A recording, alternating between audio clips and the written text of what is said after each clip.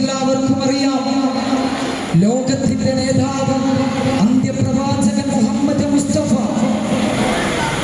എന്റെ സലാത്ത് ചെല്ലാനൊക്കെ ഒരു മടി, ഒന്നുറക്കൽ ചെല്ലുകളി. ഒരിക്കല് സ്വഹാബത്തിനോട് അല്ലാഹുവിന്റെ റസൂൽ പറയുകയുണ്ടായി, സ്വഹാബ, ഈ ലോകത്തിലെ ഏറ്റവും വലിയ പിശുക്കൻ ആരാണെന്ന് നിനക്കറിയോ? നിങ്ങൾക്കറിയോ? എന്റെ പേര് കേൾക്കുമ്പോൾ സലാത്ത് ചെല്ലാത്തവരാണ് ഈ ലോകത്തിലെ ഏറ്റവും വലിയ പിശുക്കനെന്ന് ഈ ലോകത്തിന്റെ നേതാവ് നമ്മെ പഠിപ്പിക്കുകയാണ്. അതുകൊണ്ട് ആ റസൂലുള്ളാഹി തങ്ങളുടെ പേര് കേൾക്കുമ്പോൾ നമ്മളെല്ലാവരും, ഞാനും നിങ്ങളടക്കം, ഓൾറെഡി നമ്മളൊക്കെ പിശുക്കന്മാരല്ലേ. അപ്പൊ നമ്മൾ ഈ പേര് കേൾക്കുമ്പോൾ, റസൂലുള്ളാഹി തങ്ങളുടെ പേര് എവിടെ വെച്ച് കേൾക്കുമ്പോഴും നമ്മൾ സലാത്ത് ചെല്ലാതിരിക്കാൻ പാടില്ല. ഏതായാലും അൽഹംദുലില്ലാഹ്, ഇവിടെ നമ്മുടെ ഈ പൂർവ്വ വിദ്യാർത്ഥികളുടെ പരിപാടി ഇവിടെ സംഘടിപ്പിച്ചതിൽ അൽഹംദുലില്ലാഹ് നല്ല റാഹത്തായി. നമ്മുടെ ഇതിന് പ്രവർത്തിച്ച നമ്മുടെ സംഘാടകര്, അല്ലാഹുവേ, ഒരുപാട് കഷ്ടപ്പാടുകളുണ്ട്. അവരുടെ ബുദ്ധിമുട്ടുകളും പ്രശ്നങ്ങളും പ്രയാസങ്ങളും ഒക്കെ നീ മാറ്റിക്കൊടുക്കണം തമ്പുരാനെ.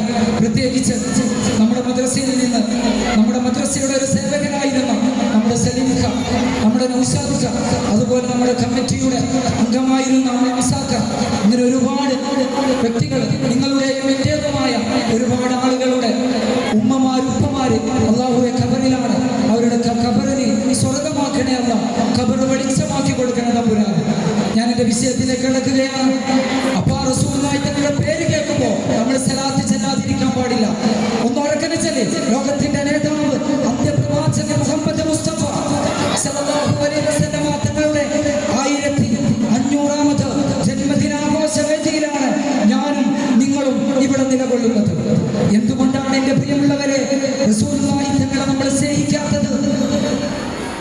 ആരാണ് റസൂലുള്ളാഹി തങ്ങളെ ഈ ലോകവും അതിലുള്ള മുഴുവൻ വസ്തുക്കളും പിടക്കാൻ കാരണക്കാരനായ ആ റസൂലുള്ളാഹി തങ്ങളെ ഇന്ന് നമ്മൾ സ്നേഹിക്കുന്നില്ല. ഇന്ന് നമ്മൾ സ്നേഹിക്കുന്നത് സിനിമാ താരങ്ങളെയും ഫുട്ബോൾ താരങ്ങളെയും ഈ കാലഘട്ടത്തിൽ ഫേമസ് ആയിക്കൊണ്ടിരിക്കുന്ന ആളുകളുടെ പിന്നിലൂടെ നമ്മൾ ഓടിക്കൊണ്ടിരിക്കുന്ന തലമുറയാണ്. അതുകൊണ്ട് എന്റെ പ്രിയമുള്ളവരെ, സ്വഹാബത്ത് വരെ റസൂലുള്ളാഹി തങ്ങളെ സ്നേഹിച്ചില്ലേ?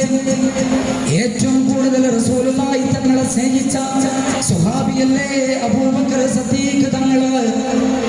അല്ലാഹുവിന്റെ റസൂലിനെ ഏറ്റവും കൂടുതൽ സ്നേഹിച്ച സ്വഹാബിയാണ്. അതിന്റെ ഏറ്റവും വലിയ തെളിവാണ് എന്റെ പ്രിയമുള്ളവരെ, മദീനയിലേക്കുള്ള ഹിജ്റ പോക്കില് റസൂലുള്ളാഹി തങ്ങളുടെ കൂടെ അബൂബക്കർ തങ്ങളുമുണ്ട്. അങ്ങനെ അതാ റസൂലുള്ളാഹി തങ്ങളും അബൂബക്കർ തങ്ങളും അങ്ങനെ നടന്നു പോകുമ്പോൾ റസൂലുള്ളാഹി തങ്ങളുടെ മുന്നിലൂടെയും പിന്നിലൂടെയും അബൂബക്കർ തങ്ങൾ അങ്ങോട്ടും ഇങ്ങോട്ടും നടക്കുകയാണ്. അപ്പോൾ റസൂലുള്ളാഹി തങ്ങളെ ചോദിക്കുകയാ, അല്ലയോ അബൂബക്കർ തങ്ങളെ, എന്തിനാണ് നിങ്ങൾ എന്റെ മുന്നിലൂടെയും പിന്നിലൂടെയും അങ്ങോട്ടും ഇങ്ങോട്ടും നടക്കുന്നതെന്ന് ചോദിച്ചപ്പോൾ അബൂബക്കർ തങ്ങൾ പറയുകയാ, നബിയേ, അങ്ങേ ആക്രമിക്കാൻ ശത്രുക്കൾ വരുന്നുണ്ടെന്ന വിവരം കിട്ടിയിട്ടുണ്ട് നബിയേ. അങ്ങേ ആക്രമിക്കാൻ ശത്രുക്കൾ വരുന്നുണ്ടെന്ന് നോക്കിയതാണ് നബിയേ. ഈ അബൂബക്കർ ജീവിച്ചിരിക്കുന്ന കാലത്തോളം അങ്ങയുടെ ശരീരത്തിൽ ഒരാളും ആക്രമിക്കൂല നബിയേ. അങ്ങനെ ആരെങ്കിലും ആക്രമിച്ചാൽ ഈ അബൂബക്കർ ജീവിച്ചിരിക്കൂല നബിയേ എന്ന് പറഞ്ഞുകൊണ്ടതാ എന്റെ പ്രിയമുള്ളവരെ, ശത്രുക്കളുടെ രക്ഷ നേടാൻ വേണ്ടി റസൂലുള്ളാഹി തങ്ങളും അബൂബക്കർ തങ്ങളും അതാ ഓർത്തവർന്ന് പറയുന്ന ഗുഹയിൽ പ്രവേശിക്കുകയാ. എന്റെ ഉമ്മാനിങ്ങൾ കേൾക്കണം, ഞാൻ ചരിത്രം ചുരുക്കി പറയുകയാ. നിങ്ങൾ കേട്ട ചരിത്രമാണെങ്കിലും ഇതിന്ന് ഒരുപാട് പാഠങ്ങൾ നമുക്ക് പഠിക്കാനുണ്ട്. അങ്ങനെ ശത്രുക്കൾ ആ വഴി വന്നപ്പോൾ റസൂലുള്ളാഹി തങ്ങളും അബൂബക്കർ തങ്ങളും ഓർസൗർ എന്ന് പറയുന്ന ഗുഹയിൽ പ്രവേശിച്ചപ്പോൾ ശത്രുക്കൾ ആ വഴി വന്നപ്പോൾ ആ ഗുഹയതാ ചിലന്തി വല കെട്ടിയിരിക്കുകയാ, ആട്ടപ്രാവ് മുട്ടയിട്ട് കുറുകയാ. ഇവർ അവിടെ ഇല്ല എന്ന് മനസ്സിലാക്കിക്കൊണ്ട് അബൂബക്കർ തങ്ങളും റസൂലുള്ളാഹി തങ്ങളും അവരവിടെ ഇല്ല എന്ന് മനസ്സിലാക്കിക്കൊണ്ട് ശത്രുക്കൾ അവിടുന്ന് പോകുകയാണ്. അങ്ങനെ ശത്രുക്കൾ അവിടുന്ന് പോയി എന്ന് റസൂലുള്ളാഹി തങ്ങൾക്കും അബൂബക്കർ തങ്ങൾക്കും മനസ്സിലാകുകയാ. അങ്ങനെ അതാ കുറച്ച് കഴിഞ്ഞപ്പോൾ റസൂലുള്ളാഹി തങ്ങൾക്ക് വല്ലാത്ത ക്ഷീണം അനുഭവപ്പെടുകയാ. വല്ലാത്ത ക്ഷീണം അനുഭവപ്പെട്ടപ്പോൾ റസൂലുള്ളാഹി തങ്ങൾ അബൂബക്കർ തങ്ങൾ പറഞ്ഞു, നബിയേ, നിങ്ങൾ എന്റെ മടിയിൽ വിശ്രമിച്ചോളി നബിയേ. റസൂലുള്ളാഹി തങ്ങളുടെ സേഫ്റ്റി ഉറപ്പുവരുത്താൻ വേണ്ടി അബൂബക്കർ തങ്ങളതാ ആ ഗുഹയുടെ ഉൾഭാഗങ്ങളെല്ലാം വൃത്തിയാക്കുകയാ. ആ ഗുഹയുടെ ഉൾഭാഗങ്ങളിലെ ആ ഗുഹയുടെ പാർശ്വങ്ങളിലെ ഏതാനും ആളുകൾ കാണുകയാ. അതെല്ലാം തന്റെ സ്വന്തം വസ്ത്രം കീറിക്കൊണ്ട് അബൂബക്കർ തങ്ങൾ അടക്കുകയാ.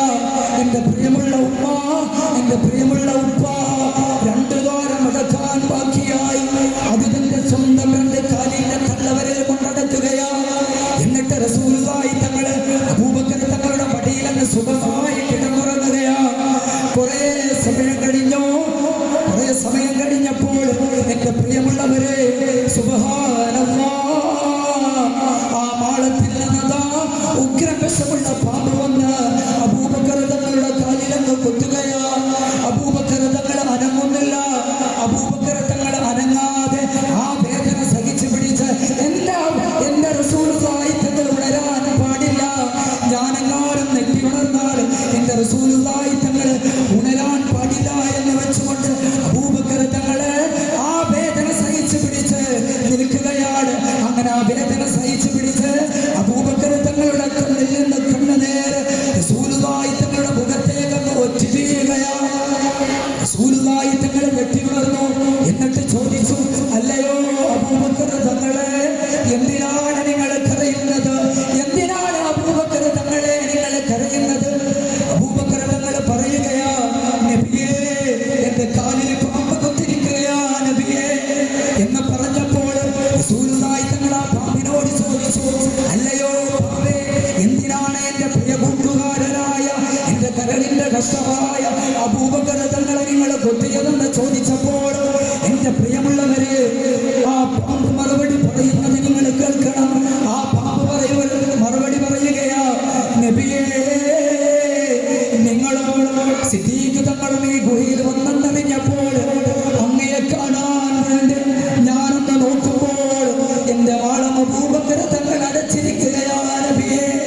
അങ്ങയെ കാണാൻ വേണ്ടി ഞാൻ നോക്കുമ്പോൾ എന്റെ മാളം അബൂബക്കർ തങ്ങളെ കാലുകൊണ്ട് അടച്ചിരിക്കുകയാ നബിയേ.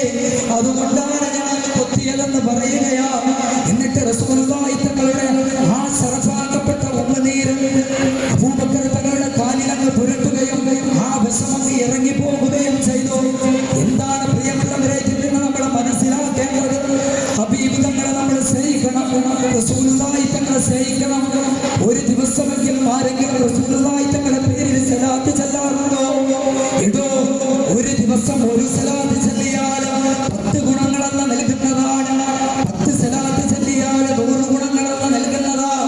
അല്ലാഹുവിന്റെ റസൂൽ പറയുകയാ, ലാ യുമിനു അഹദുകും ഹത്താ അകൂന അഹബ്ബ ഇലൈഹി മിൻ വാലിദിഹി വവലദിഹി വന്നാസി അജ്മഈൻ. നിങ്ങൾ നിങ്ങളുടെ മക്കളെക്കാളും നിങ്ങളുടെ ഭാര്യയെക്കാളും നിങ്ങളുടെ മാതാപിതാക്കളെക്കാളും ഈ ലോകത്ത് നിങ്ങളെ ഏറ്റവും കൂടുതൽ ആരെയാണ് ഇഷ്ടപ്പെടുന്നത്? അവരെക്കാൾ കൂടുതൽ നിങ്ങൾ എന്നെ ഇഷ്ടപ്പെടണമെന്ന് പറഞ്ഞത് ആരും അറിയോ? ഞാനല്ല കേട്ടോ, ഈ ലോകത്തിന്റെ നേതാവാണ് പറഞ്ഞത്. വീണ്ടും അല്ലാഹുവിന്റെ റസൂൽ പറയുകയാ, മൻ അഹ്യാ സുന്നതി ഫഖദ് അഹബ്ബനി വമൻ അഹബ്ബനി കാന മഈ ഫിൽ ജന്ന. എന്റെ സുന്നത്തിനെ ആരെങ്കിലും ഇഷ്ടം വെച്ചാൽ അവൻ എന്നെ ഇഷ്ടം വെച്ചവനാ. എന്നെ ആരെങ്കിലും ഇഷ്ടം വെച്ചാൽ നാളെ അവൻ എന്നോടുകൂടെ സ്വർഗ്ഗത്തിലാണോ. അതുകൊണ്ട് ഹബീബിനെ സ്നേഹിക്കേണ്ട ഉമ്മ, എന്റെ പൊന്നുപെങ്ങളെ, ഹബീബിനെ ഇഷ്ടം വെക്കണ്ടേ? അല്ലാഹുവിന്റെ റസൂല് നമ്മുടെ ഉമ്മത്തിന് വേണ്ടി ഒരുപാട് ത്യാഗങ്ങൾ സഹിച്ചിട്ടുണ്ട്. ഒരു ചെറിയ ചരിത്രമാണ് ഞാൻ പറഞ്ഞ് അവസാനിപ്പിക്കുകയാ. അതിന്റെ ഏറ്റവും വലിയ തെളിവെന്തെന്നറിയോ? അല്ലാഹുവിന്റെ റസൂല് മദീനയിലുള്ള ഖബർസ്ഥാൻ ഇങ്ങനെ സന്ദർശിച്ചു കൊണ്ടിരിക്കുകയാണ്. ആ സമയത്തതാ ഒരു ഖബറിൽ നിന്നൊരു നിലവിളി കേൾക്കുകയാ, അല്ലാഹുവിന്റെ റസൂലേ, അല്ലാഹുവിന്റെ ഹബീബേ, എനിക്ക് രക്ഷ വേണം നബിയേ, എനിക്ക് രക്ഷ വേണം നബിയേ.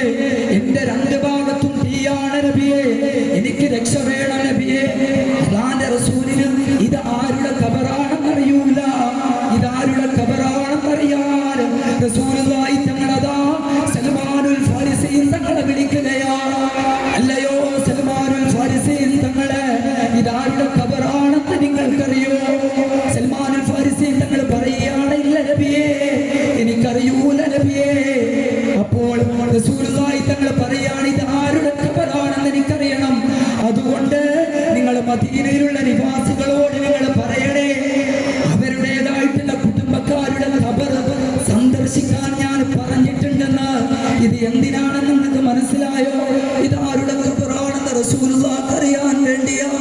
അങ്ങനെ സൽമാൻ അൽ ഫാരിസി തങ്ങളതാ മദീനയിലുള്ള നിവാസികളോട് പറയുകയാ. അവരെല്ലാം ഓരോരുത്തരായി അവരുടേതായിട്ടുള്ള ഖബറുകളെ സന്ദർശിച്ചു കൊണ്ടിരിക്കുകയാ.